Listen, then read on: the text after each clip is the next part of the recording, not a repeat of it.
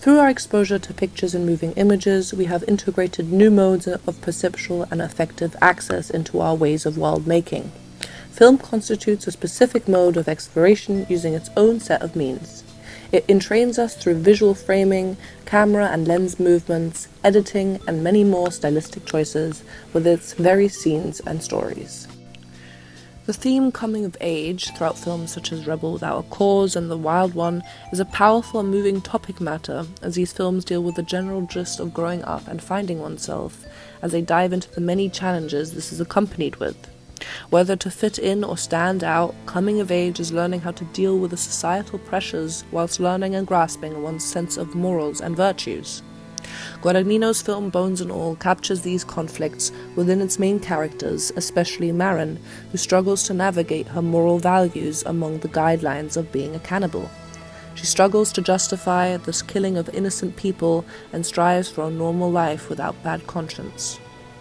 When viewing cannibalism from a westernized cultural perspective, it is deemed immoral and horrific, which is why many films that have been made about it fall under the genre of gore and horror. In other cultures, however, dating back to prehistoric times and in some places still lingering today, cannibalism is part of people's religion and belief system. In some tribes, cannibalism is a form of obtaining the power and energy of the person who has passed away.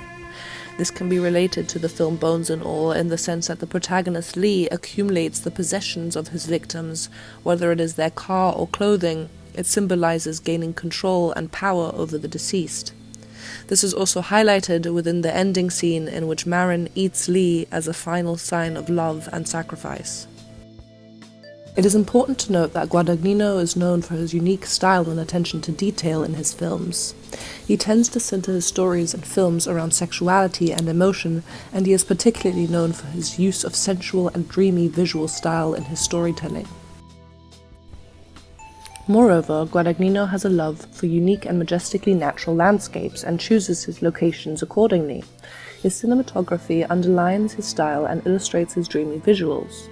As seen in his film Call Me By Your Name, which was shot on 35mm just as Bones and All, the look and feel created by the stylistic devices result in a sensory experience that immerses the viewer in the plot and the film's characters. The visceral sounds of the eaters feasting on their human prey creates a sense of immersion and engagement with the film's atmosphere, even leading to discomfort in the viewer.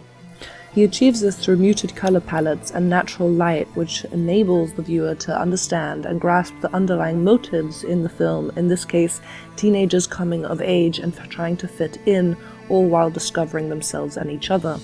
In addition, Guadagnino's style incorporates sensual pleasures such as food or the human body as desirable objects, which can be seen in a gory and cannibalistic way in Bones and All.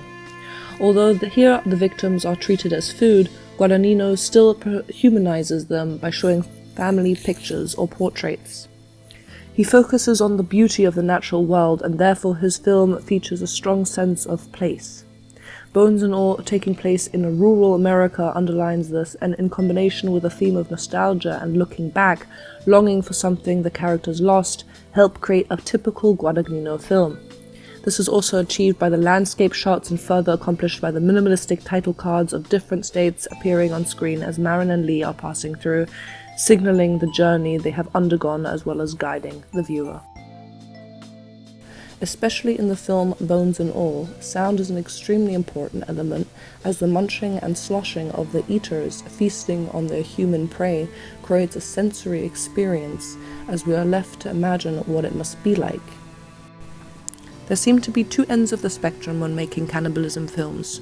On one end of the spectrum, they are designed to thrill and horrify using extensive shock factor, and on the other end of the spectrum, the concept of cannibalism can symbolize and reflect the socio-cultural and political context of that time. In recent years, there appears to be a pattern within the fusion of coming-of-age romantic films and the horror subgenre of cannibalism films, as lost souls navigate themselves through their surroundings despite their circumstances. All in all, Guadagnino's interplay and creative juxtapositioning involving style, aesthetic, and cinematography work beautifully together within the teenagers' coming-of-age movie tropes depicted in Bones and All. This results in the genre-bending, cannibalistic, gory horror film we have analyzed here in this video essay.